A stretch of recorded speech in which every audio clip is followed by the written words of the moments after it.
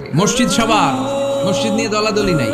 দলাদলি আছে অনেক জায়গায়, হানাফি মসজিদ, আহলে হাদিস মসজিদ এরকম আমরা দেখি বা শুনি, এটা ঠিক না। হানাফি মসজিদ বলে কোনো কথা নাই, আহলে হাদিস মসজিদ বলে কোনো কথা নাই। মসজিদ সবার।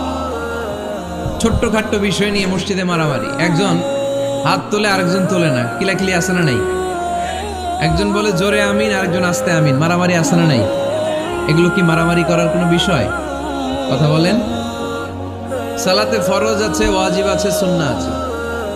খেয়াল করে বুঝবেন, ফরজ যদি নষ্ট হয় সালাত ভঙ্গ হয়, you have to repeat your সালাত।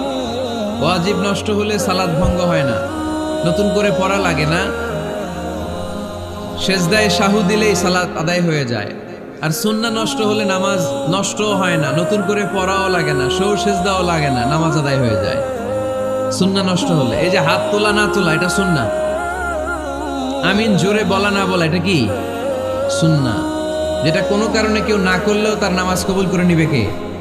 আর এই সব সুন্নত লয়ে আমাদের দেশে গিলাগিলি। মৌলভীবাজারে মাশাআল্লাহ এগুলা নাই, এখানেও আছে। এগুলার অবসান ঘটুক, আমরা চাই কি চাই না? আর কত এই ছোটখাটো বিষয় নিয়ে আমরা এই বিভেদের প্রাচীর আর দেয়ালকে উঁচু করব আমাদের মাঝখানে? কবে আমরা ঐক্যের সিন্ডিকেট করব? কবে? আর কবে সাদা মনের মানুষ হব? কবে? আর কত? অনেক হয়েছে, আন্না, এবার থামেন। বিভেদের প্রাচীরকে ভেঙে চুড়িয়ে দেন। ঐক্যের এমন সিন্ডিকেট করতে হবে যাতে কোনো অপশক্তি এই ঐক্যকে ভাঙতে না পারে, বানচাল করতে না পারে। চিল্লায় বলেন ঠিক কিনা? এজন্য মিউচুয়াল রেসপেক্টের দরকার, পারস্পরিক শ্রদ্ধাবোধ সব ক্ষেত্রে, রাজনীতিতে, সামাজিক অ্যাক্টিভিটিসে, আমাদের আলেম ওলামাদের মধ্যে পারস্পরিক শ্রদ্ধাবোধের দরকার, মিউচুয়াল রেসপেক্ট। কেউ কাউরে রেসপেক্ট করে না, আমি যেটা বুঝছি এটাই সব, বাকি সব হারাম, এরকম বলে না অনেকে? এরকম যেন না করি। তাহলে মসজিদ সবার।